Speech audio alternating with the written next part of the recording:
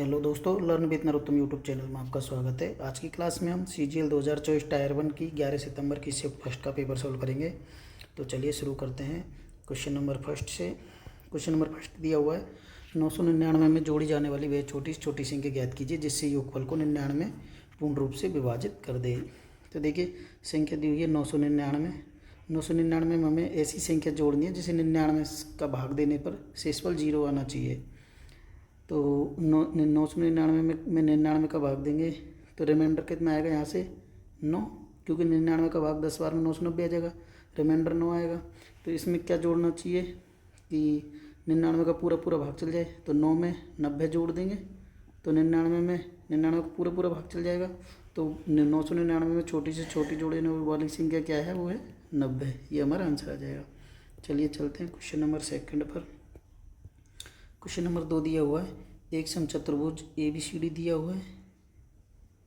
ये समचतुर्भुज दिया हुआ है ABCD। इसका कोई आंतरिक बिंदु इस प्रकार है कि OA बराबर OC एंड एंगल DOB की डिग्री में माप का 5/9 हिस्सा कितना, ये पूछा है। तो हमें पता होना चाहिए कि समचतुर्भुज की 4 भुजाएं समान होती है और समचतुर्भुज के विकर्ण एक दूसरे को समद्विभाजित करते हैं 90 डिग्री पर। तो ये मान लेते हैं ये कोई पॉइंट O है, तो OA बराबर OC दिया है। हमसे पूछा है एंगल DOB की, तो एंगल DOB कितना है, एंगल DOB है 180 डिग्री। तो इसका 5/9 हिस्सा पूछा है हमसे पूछा 180 का 5/9 हिस्सा, तो 9 से कट जाएगा 20 बार, तो कितना आ जाएगा 100 डिग्री। ये हमारा आंसर आ जाएगा। चलिए चलते हैं अगले क्वेश्चन पर। Question number 3। तो क्वेश्चन नंबर 3 दिया हुआ है अज्ञात मान प्राप्त करने के लिए दिए गए 3 समीकरणों के समूह को हल कीजिए। हमें 3 इक्वेशन दे रखी है, तीनों को सॉल्व करना है। तो देखिए सबसे पहले हम क्या करेंगे, फर्स्ट इक्वेशन को थर्ड इक्वेशन को सॉल्व कर लेंगे। जैसे थर्ड इक्वेशन दी हुई है 3x - 5z = -13। फर्स्ट में x + 2z = 3 दिया है, तो हम इसको 3 से मल्टीप्लाई कर लेंगे तो कितनी आ जाएगी, ये 3x + 6z = 9। और अगर इसमें से इसको घटा देंगे माइनस माइनस माइनस, तो 3x से 3x कट जाएगा, यहाँ क्या आ जाएगा -11z, और इधर कितना आ जाएगा -13 और 9 22। तो यहाँ से z की वैल्यू आ जाएगी 11 से 22 कट जाएगा 2, और z की वैल्यू आ जाएगी 2। और z की वैल्यू 2 हम इस इक्वेशन में रख देंगे तो यहाँ से x की वैल्यू आ जाएगी x + 2 × z की वैल्यू 2 = 3। तो x बराबर कितना आ जाएगा -1। अब आ गई z, x की वैल्यू -1 आ गई, z की वैल्यू 2 आ गई, और इसको हम इक्वेशन नंबर 2 में रख देंगे तो यहाँ से y की वैल्यू हो जाएगी x की वैल्यू -1 + 2y + 3 × z की वैल्यू 2 = 5। तो यहाँ ये हो गया 3 दूनी 6, 6 में से 1 गया तो 5, और 5 इधर जाएगा तो 2y बराबर कितना बचेगा 0, तो y बराबर कितना आ जाएगा 0। ये हमारा आंसर आ जाएगा। चलिए चलते हैं अगले क्वेश्चन पर। क्वेश्चन नंबर 4 दिया हुआ है एक बेईमान व्यापारी अपने किराने का सामान वास्तविक बांट से 12% कम बांट का उपयोग करके बेचता है और 10% का लाभ अर्जित करता है, तो उसका कुल लाभ प्रतिशत ज्ञात करें। तो देखिए जैसे 100 रुपये का सामान है तो 12% कम बांट का उपयोग करके कितने का देता है, सिर्फ 88 रुपये का ही सामान बेचता है, लेकिन और क्या करता है 10% का लाभ अर्जित करता है। इस 100 पे 10% का लाभ कितना हो गया 110 रुपये, लेकिन एक्चुअल में उसने दिया 88 रुपये का ही सामान 12% कम बांट का प्रयोग करके, और कितने में दिया 110 में, तो कितने में ज़्यादा में दिया 22 रुपये। तो उसका प्रॉफिट परसेंट कितना आ जाएगा 22/88 × 100। 22 से 88 4 बार कट जाएगा, ये कट जाएगा 25 बार, तो कितना आ जाएगा 25%। चलिए चलते हैं अगले क्वेश्चन पर। क्वेश्चन नंबर 5 दिया हो एक धनराशि PQRS के बीच 4:9:2:3 के अनुपात में विभाजित किया जाता है। यदि Q को R से 560 अधिक प्राप्त होते हैं तो S का हिस्सा ज्ञात कीजिए। Q को R से 560 अधिक, Q और R में कितना डिफरेंस है 9, और 2 का डिफरेंस कितना 7। 7 की वैल्यू दी हुई है 560, तो 1 की वैल्यू 80। तो पूछ रहा है S का हिस्सा ज्ञात कीजिए। S को कितना मिल रहा है 3, तो 3 की वैल्यू 240। ये हमारा आंसर आ जाएगा।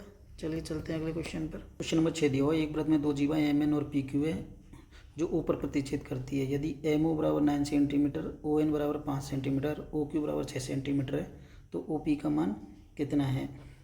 देखिए कोई वृत्त दिया हुआ है जिसकी एक जीवा दी हुई है एम एन और एक जीवा दी हुई है पी क्यू। इनकी लाइन दी ये ओ पर प्रतिच्छेद कर रही है। एम ओ की वैल्यू दी हुई है 9, ओ एन की दी हुई है 5, ओ क्यू की दी हुई है 6 और ओ पी की पूछी है, ओ पी की x। तो इसको करने के लिए क्या करेंगे, M O into O N बराबर होता है O P into O Q के। एम ओ दिया हुआ है 9, ओ एन की वैल्यू दी हुई है 5 बराबर ओ पी की x और ओ की दिया हुआ है 6। तो यहाँ से x बराबर निकालेंगे कितना आ जाएगा 9 गुणा 5/6, 3 से कट जाएगा 2 बार, ये 3 बार, तो 3 5 15/2, 2 से 15 कट जाएगा तो कितना आ जाएगा 7.5। ये हमारा आंसर आ जाएगा। चलिए चलते हैं अगले क्वेश्चन पर। क्वेश्चन नंबर 7 दिया हुआ है, मृदुला एक निश्चित मासिक वेतन के साथ अपनी नौकरी शुरू करती है और प्रत्येक वर्ष एक निश्चित वेतन वृद्धि अर्जित करती है। यदि उसका वेतन 6 वर्ष की सेवा के बाद 28,400 था और 15 वर्ष की सेवा के बाद 52,997 था तो उसकी वार्षिक वेतन वृद्धि ज्ञात कीजिए।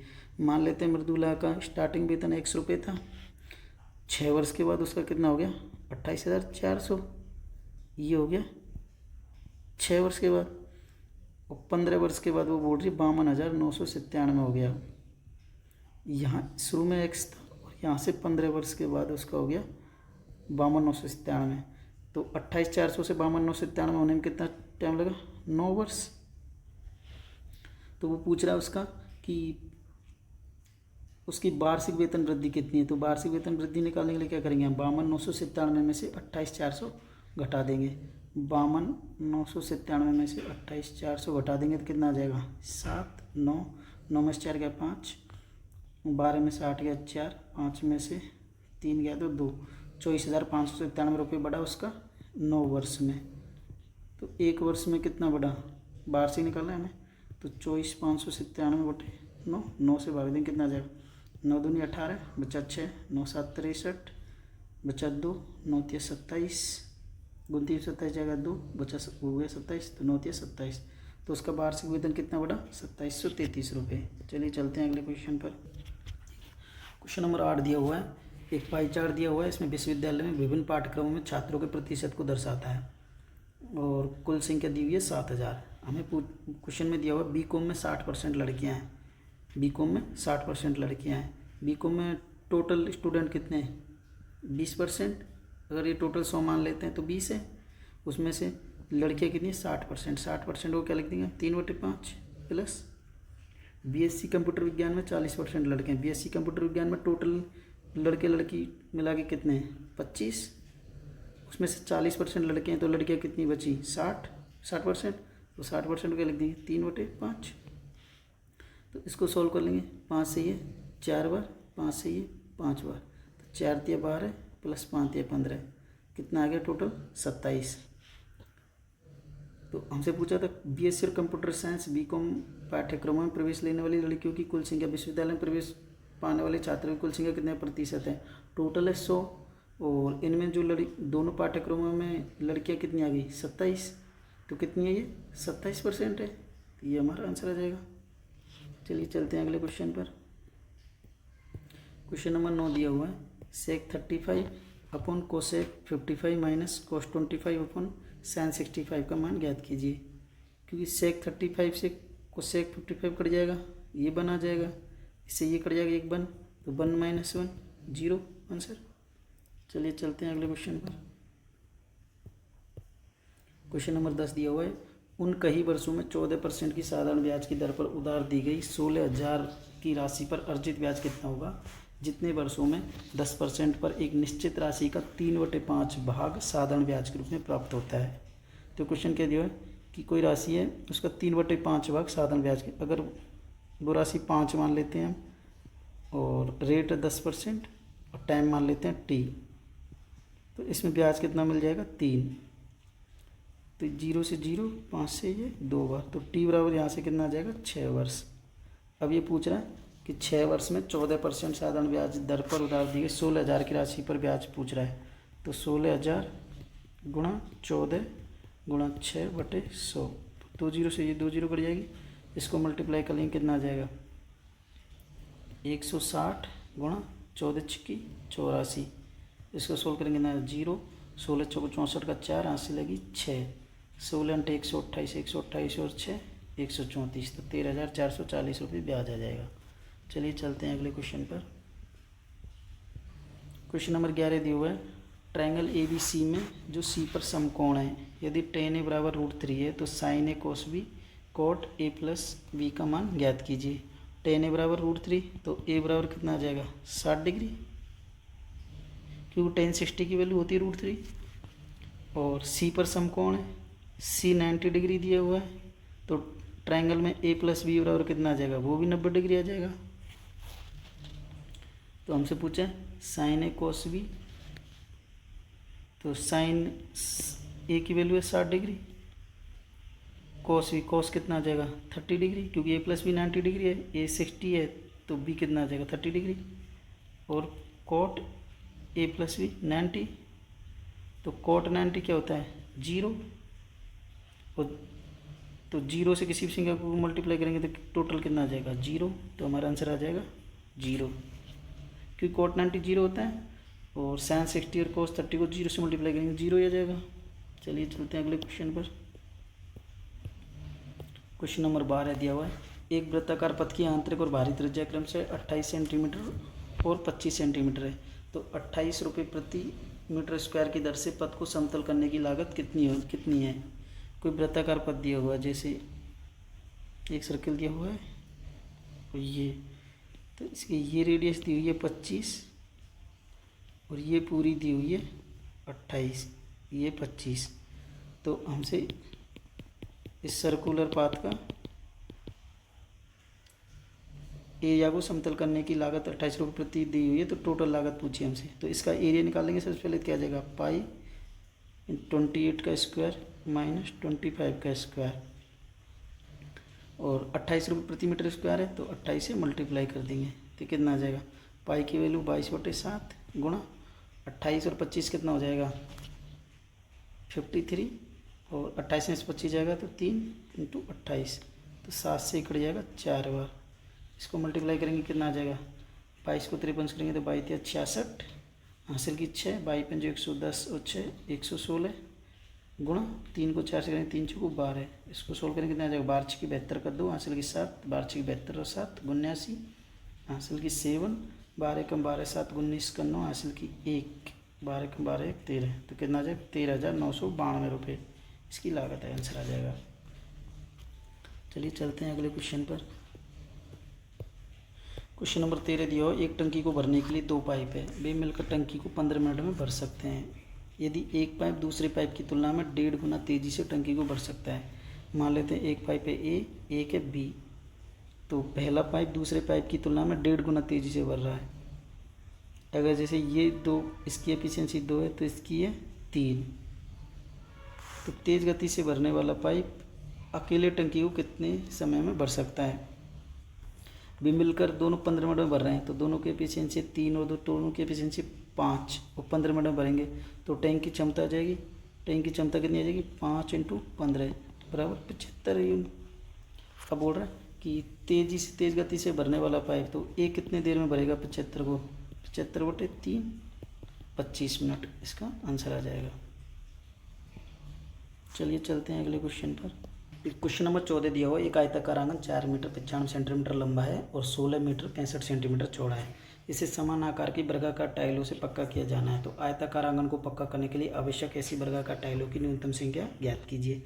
क्या कह रहा है क्वेश्चन, एक कोई आयताकार आंगन दिया हुआ है जिसकी चौड़ाई दी हुई है 495 सेंटीमीटर और लंबाई दी है 1665 सेंटीमीटर, हमें वर्गाकार टाइलों की न्यूनतम संख्या निकालनी है। तो वर्गाकार टाइलों की न्यूनतम संख्या कब आएगी, जब हम इसमें बड़ी से बड़ी वर्गाकार टाइल फिट करेंगे। तो बड़ी से बड़ी वर्गाकार टाइल की भुजा की लंबाई निकालने के लिए क्या करेंगे हम, जो 1665 और 495 का एच शेप लेंगे। तो एच शेप लेने के लिए क्या करेंगे कि इन दोनों में बड़ी से बड़ी संख्या कौन सी जिसका भाग जा रहा है, तो इसके सबसे पहले फैक्टर कर लेंगे। तो 1665 के फैक्टर क्या हो जाएंगे 5 × 3 × 3 × 37, और 495 के क्या फैक्टर हो जाएंगे 5 × 3 × 3 × 11। तो इनमें दोनों में कॉमन क्या आ जाएगा, इसमें ये कॉमन आ जाएगा और इसमें ये, दोनों में 5 गुणा 3 कॉमन आ रहा है दोनों में से। तो सबसे बड़ी वर्गाकार टाइल की, बड़ी से बड़ी वर्गाकार टाइल की भुजा की लंबाई कितनी आ जाएगी? 45 सेंटीमीटर। टाइल की भुजा की लंबाई आएगी 45 सेंटीमीटर। तो लंबाई में कितनी टाइलें लग जाएगी? टोटल लंबाई है 1665। तो लंबाई में 45 सेंटीमीटर की ऐसे एक रो में कितनी टाइलें लग जाएगी? तो निकालने के लिए क्या करेंगे? 1665 बटे 45। 45 का भाग देंगे 1665 में तो कितनी आ जाएगी? 37। तो 37 टाइलें लग जाएगी उसकी लंबाई में इस तरह से। चौड़ाई में कितनी चौड़ाई है? 495। तो 495 में 45 का भाग देंगे तो ये वो टाइलें आ जाएगी जो चौड़ाई में एक लाइन में लग जाएगी। तो कितनी लग जाएगी? 45 का भाग 495 में देंगे, कितने बच जाएगा? 11 बार। तो लंबाई में एक लाइन में लग रही है, 37 टाइल, और चौड़ाई में एक लाइन में लग रही है 11 टाइल। तो पूरे आयताकार आंगन में कितनी लग जाएगी? 37 गुणा 11। तो 37 गुणा 11 करेंगे कितना आ जाएगा? 11 7 से 73, हासिल की 7, 11 33 और 7 40। तो टोटल तो हमारा आंसर क्या आ जाएगा? 407 टाइलें लगेगी इसमें टोटल। ये हमारा आंसर आ जाएगा। चलिए चलते हैं अगले क्वेश्चन पर। क्वेश्चन नंबर 15 दिया हुआ है, दी गई तालिका का अध्ययन कीजिए, निम्नलिखित प्रश्न का उत्तर दीजिए। दी गई तालिका में 2 राज्यों एक्स और जेड से एक लोक सेवा परीक्षा में उपस्थित होने वाले उम्मीदवारों, पुरुष और महिला दोनों की संख्या तथा परीक्षा में उत्तीर्ण होने वाले उम्मीदवारों का प्रतिशत दर्शाती है। तालिका में कुछ मान लिखते हैं। तो वर्ष दिए हुए हैं, राज्य एक्स और राज्य जेड दिया, उसमें उपस्थित होने वाले उम्मीदवारों की संख्या दी है और जितने उपस्थित हुए उनमें से उत्तीर्ण होने वाले उम्मीदवारों का प्रतिशत दिया है। तो अब क्या पूछा है? वर्ष 2010 में राज्य एक्स से उत्तीर्ण होने वाले उम्मीदवारों की संख्या में से पुरुष और महिला उम्मीदवारों का अनुपात 5:7 दिया है। 2010 में उत्तीर्ण होने वाले उम्मीदवार कितने हैं? 60%। तो 60% में से पुरुष और महिला का अनुपात दिया हुआ है 5:7। उसमें भी क्या बोल रहे हैं? यदि 2010 में राज्य एक से उत्तीर्ण होने वाले उम्मीदवारों की संख्या 168 है, तो 5:7 दिया है, तो इसमें दिया हुआ है 7 की वैल्यू दी हुई है 168। तो यहाँ से 1 की वैल्यू कितनी आ जाएगी? 7 दूनी 14, 7 चौको 28। तो हमसे पूछा 2010 में राज्य एक से उपस्थित उम्मीदवारों पुरुष और महिला दोनों की संख्या कितनी है। तो सबसे पहले तो हम 60% की वैल्यू निकाल लेंगे उत्तीर्ण होने वालों की। तो 7 की वैल्यू 168 है, तो 1 की वैल्यू आ जाएगी 24। और टोटल दोनों का मिला के कितना है पुरुष और महिला का? 12। तो 12 की वैल्यू कितनी आ जाएगी? 12 चौको 48 का 8, हासिल की 4, 12 दूना 24, 4 88, 288। तो ये आ गई हमारी 60% की वैल्यू। 60% की वैल्यू आ गई 288। तो 100% की निकालनी है हमें, तो क्योंकि हमें उपस्थित होने वाले उम्मीदवारों की निकालनी है। तो उपस्थित होने वाले उम्मीदवार कितनी आ जाएगी? 288 बटे 60 गुणा 100। 0 से 0, 6 से कट जाएगा, 6 चौको 24, 6 अंटे 48। तो कितना आ जाएगा? 480। तो 2010 में उपस्थित होने वाले उम्मीदवारों की संख्या कितनी आ जाएगी? 480। ये हमारा आंसर आ जाएगा। चलिए चलते हैं अगले क्वेश्चन पर। क्वेश्चन नंबर 16 दिया है, 2 उम्मीदवारों पी और क्यू के बीच एक चुनाव में पी को कुल वैध मतों के 78% मत प्राप्त हुए। यदि निर्वाचन क्षेत्र में कुल मतों की संख्या 75,60,000 थी और 10% मतदाताओं ने अपने मत नहीं डाले और डाले गए 15% मत अवैध घोषित कर दिए, तो क्यू को प्राप्त वैध मतों की संख्या क्या थी? तो टोटल निर्वाचन क्षेत्र में कितने मत डाले गए थे? 75,60,000। उसमें से 10% ने मत नहीं डाले, तो कितने लोगों ने मत डाले? 90% ने। 90/100 गुणा उसमें से 15% अवैध घोषित कर दिए गए, तो वैध कितने बचे? 85/100। उसमें से भी पी को कुल वैध मतों को कितना मिला? 78%। पी को 78% मिला, तो क्यू को कितना मिला होगा? 22%।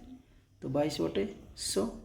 इसको सॉल्व कर लेंगे। 2 0 से 2 0, ये 2 0 से ये 2 0 कट गई, 0 से ये 0 कट गई, ये 5 से 2 बार कट गया और 85 कट गया 17 बार, 2 से ये 11 बार। तो हमारा क्या बचा? 756 गुणा 9 गुणा 17 गुणा 11।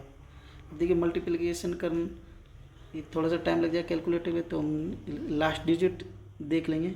6 गुणा 9 किया तो 6 9 54, 4 4 7 28, लास्ट डिजिट 8, 8 एकम 8। तो लास्ट डिजिट क्या आएगी? 8। तो हमारे ऑप्शन में कितना आ रहा है? लास्ट डिजिट 1 ही ऑप्शन हमारा है, तो ये हमारा आंसर आ जाएगा। पूरा सोल्व कर लेंगे तो ये आ जाएगा 12 72 348 आ जाएगा। लेकिन एग्जाम में जल्दीबाजी में देखना है तो हम अगर ऑप्शन की लास्ट डिजिट अलग अलग है तो लास्ट डिजिट का मल्टीप्लिकेशन करके देख लेंगे। चलिए चलते हैं अगले क्वेश्चन पर। अगला क्वेश्चन दिया हुआ है, एक भाग प्रश्न में भाजक भागफल का 4 गुना है और शेषफल का 2 गुना है। यदि शेषफल 32 है तो भाज्य ज्ञात कीजिए। तो भाज्य बराबर क्या होता है, भाजक गुणा भागफल प्लस शेषफल। तो भाजक भागफल का 4 गुना है, हम मान लेते हैं भागफल है x, तो भाजक कितना आ जाएगा हमारा 4x, और भाजक भागफल का 4 गुना और शेषफल का 2 गुना है, तो शेषफल कितना आ जाएगा, भाजक 4x है तो शेषफल कितना आ जाएगा 2x, और 2x की वैल्यू दी हुई है 32, तो यहाँ से x बराबर कितना आ जाएगा 16। तो हमारा भागफल कितना आ जाएगा 16 और भाजक कितना आ जाएगा 64, शेषफल 32 दिए हुए है, तो हमारा भाज्य कितना आ जाएगा, भाज्य बराबर कितना आ जाएगा 16 गुणा 64 प्लस 32। इसको सोल्व करेंगे कितना आ जाएगा, 16 चौक 64 का 4 हासिल की 6, 16 चिक 96 और 6 102 प्लस 32, 1024 प्लस 32 कितना आ जाएगा 1056। ये हमारा आंसर आ जाएगा। चलिए चलते हैं अगले क्वेश्चन पर। क्वेश्चन नंबर 18 दिया हुआ, एक दुकानदार ने दिवाली की पूर्व संध्या पर टेलीविज़न सेटों पर कई छूटें दी।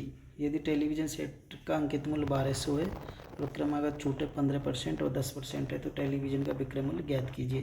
तो टेलीविज़न का विक्रय मूल्य कैसे निकालेंगे, अंकित मूल्य 1200 गुणा 15% की छूट विचार कितना आ गया 85/100 इंटू 10% की छूट है अगली तो 90/100, 0 से ये 0, 0 से 0, 5 से ये 17 बार, ये 2 बार, 2 से ये 6 बार, तो कितना आ गया 17 गुणा 6 किया तो 17 6 की 102 गुणा 9, तो 9 दूनी 18, 9 एकम 9, तो विक्रय मूल्य कितना आ जाएगा 918 रुपये। चलिए चलते हैं अगले क्वेश्चन पर। क्वेश्चन नंबर 19 दिया हुआ है, a sin qx plus b cos qx बराबर sin x cos x और a sin x बराबर है b cos x, तो a square plus B square का मान ज्ञात कीजिए, बशर्ते कि x ने तो 0 डिग्री है और नहीं 90 डिग्री है। तो क्या करेंगे हम, ये जो इक्वेशन दी है a sin qx plus b cos qx में a sin x की जगह b cos x रख देंगे, तो a sin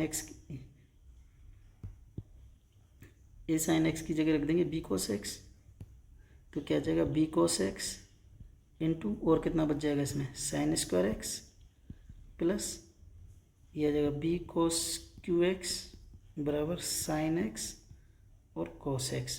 तो इसमें cos x से cos x कट जाएगा, यहाँ cos x कट जाएगा तो कितना बचेगा cos स्क्वायर x, तो यहाँ क्या हो जाएगा b sin square x plus b cos square x बराबर sin x।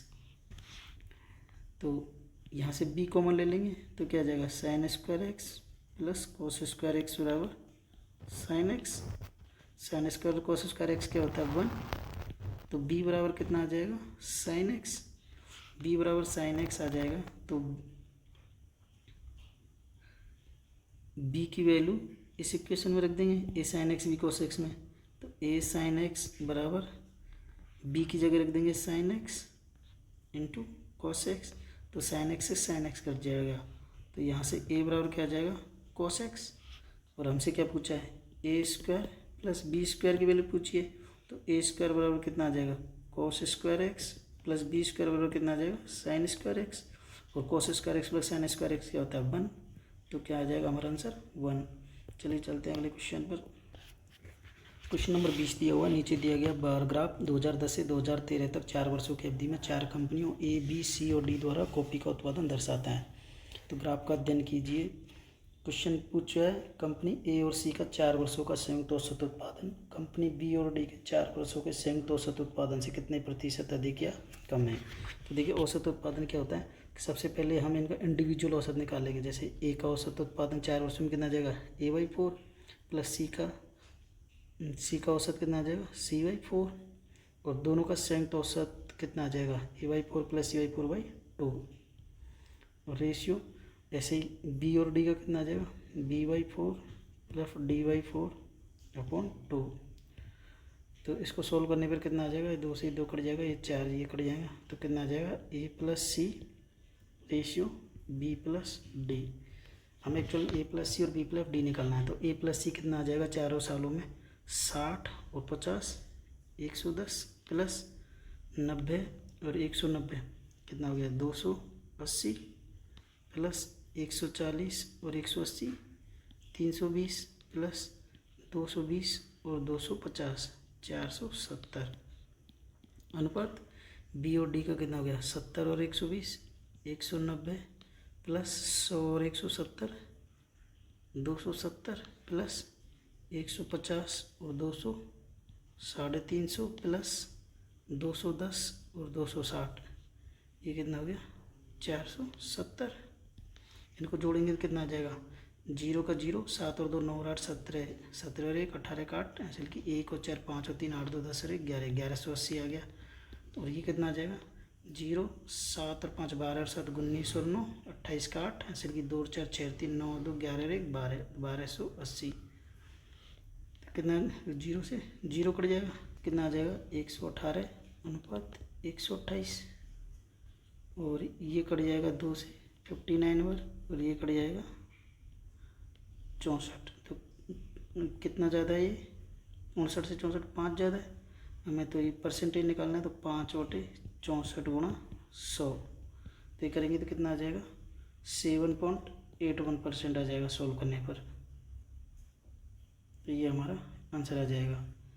जो b+d से कितना कम है ये सी का 7.81%, ये हमारा आंसर आ जाएगा। चलिए चलते हैं अगले क्वेश्चन पर। क्वेश्चन नंबर 21 दिया हुआ, यदि एक समबाहु त्रिभुज का परिमाप 36 इकाई है तो उसका क्षेत्रफल कितना है। समबाहु त्रिभुज का परिमाप क्या होता है 3a बराबर दिया हुआ 36, तो a बराबर कितना आ गया 12 और तो उसका क्षेत्रफल कितना आ जाएगा, एरिया बराबर कितना आ जाएगा √3/4 a², मतलब √3/4 इंटू 12 तो 4 से कट जाएगा 3 बार, तो कितना आ जाएगा 36√3, ये आंसर आ जाएगा। चलिए चलते हैं अगले क्वेश्चन पर। क्वेश्चन नंबर 22 दिया है, 900 मीटर की एक दौड़ में अतुल ने विशु को 20 सेकंड की बढ़त दी और उसे 135 मीटर से हरा दिया।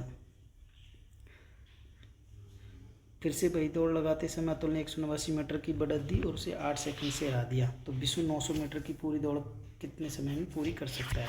क्या कह रहा है 900 मीटर की दौड़ में अतुल ने विशु को 20 सेकंड की बढ़त दी और 135 मीटर से हरा दिया। मतलब अतुल 900 मीटर दौड़ता है, इतने में विशु कितना दौड़ता है 900 में से 135 घटा देंगे तो कितना आ जाएगा 765 मीटर। विशु की स्पीड मान लेते हैं x है, माइनस अतुल की मान लेते हैं स्पीड है बाई कितने सेकंड से हरा दे रहा है 20 सेकंड से। अगली बार क्या कह रहा है अतुल ने 189 मीटर की बढ़त दी, 189 मीटर की बढ़त दी तो वो कितना दौड़ा फिर 711 एक्स स्पीड से माइनस 900/22 तो कितने सेकंड से हरा दिया 8 सेकंड से। तो दोनों में माइनस कर लेंगे, ये प्लस ये माइनस, तो 900/22 से 900/22 कट जाएगा और यहाँ से कितना बच जाएगा 54/x बराबर आ जाएगा 12, 6 से 6 दूनी 12 6 नाम 54। तो x बराबर कितना आ जाएगा 4.5। हमसे पूछा विशु 900 मीटर की दौड़ पूरी करने में कितने समय में पूरी कर सकता है। तो विशु की स्पीड आ गई 4.5 मीटर प्रति सेकंड, तो 900 मीटर की दौड़ को कितने में पूरी करेगा विशु 900/4.5। ये पॉइंट 10 हटाएंगे तो यहाँ 0, 45 से ये 45 दूना 90 कितने में करेगा 200 सेकंड में। और 200 सेकंड को मिनट में क्या लिख देंगे तो 60 से डिवाइड कर देंगे तो कितना आ जाएगा 3 मिनट 20 सेकंड, ये हमारा आंसर आ जाएगा। चलिए चलते हैं अगले क्वेश्चन पर। क्वेश्चन नंबर 23 दिया हुआ है x + 1/x = 2√10 है, जहाँ x > 1 है तो x³ - 1/x³ का मान ज्ञात कीजिए। हमें x + 1/x दे रखा है 2√10, तो हम यहाँ से निकालेंगे x - 1/x निकालेंगे तो कितना आ जाएगा अंडर रूट में 2√10² - 4 इसका स्क्वायर माइनस 4 कितना आ जाएगा, इसका स्क्वायर 2 रूट 10 का स्क्वायर हो जाएगा, 2 दूनी 4 40 माइनस 4 कितना बचेगा रूट में 36 बराबर कितना आ जाएगा 6। एक्स माइनस 1/x की वैल्यू आ गई 6, तो इसका क्यूब कर देंगे, क्यूब कर देंगे तो कितना आ जाएगा x cube minus 1/x cube बराबर कितना आ जाएगा 6 का क्यूब प्लस 3 × 6, तो कितना आ जाएगा 216 प्लस 18 बराबर कितना आ जाएगा 234। ये हमारा आंसर आ जाएगा। इसमें ये x प्लस 1/x बराबर टी होता है, तो x माइनस 1/x निकालना होता है, तो हम लिखते हैं अंडर रूट में t² माइनस 4। चलिए चलते हैं अगले क्वेश्चन पर। क्वेश्चन नंबर 24 दिया, 30 छात्रों को एक समूह ने एक टेस्ट दिया जिसमें 12 छात्रों का औसत 62 है, 12 छात्रों का औसत 62 है और बाकी छात्रों का औसत भी 62 है, तो 18 का भी औसत 62 है। तो हमसे पूछा है पूरे समूह का, तो 30 छात्रों के समूह का औसत भी कितना आ जाएगा 62, यही आंसर आ जाएगा। चलिए चलते हैं अगले क्वेश्चन पर। क्वेश्चन नंबर 25 दिया है, निम्नलिखित तालिका किसी परीक्षा में 4 अलग अलग विषयों में 100 अंकों में से 5 छात्रों द्वारा प्राप्त अंकों को दर्शाती है, तो तालिका का अध्ययन कीजिए। क्वेश्चन क्या पूछा, गणित विषय में सभी 5 छात्रों द्वारा प्राप्त औसत अंक कितने हैं, तो सभी 5 छात्रों ने कितने औसत अंक प्राप्त किए, टोटल कर लेंगे सबसे पहले 5 और 5 10 5 15 5 हासिल की, 1 और 7 8 8 16 9 25 और 9 34 और 7 41, टोटल अंक आए मैथ में 415। टोटल छात्र कितने 5, तो 5 से डिवाइड करेंगे, 5 × 40 5 × 15, तो औसत कितना आ जाएगा गणित का 83। तो हमने फर्स्ट शिफ्ट के 25 क्वेश्चन सॉल्व कर लिए हैं। तो अब मिलते हैं अगली क्लास में। अगली क्लास में हम करेंगे सेकंड शिफ्ट के क्वेश्चनों को सॉल्व करेंगे।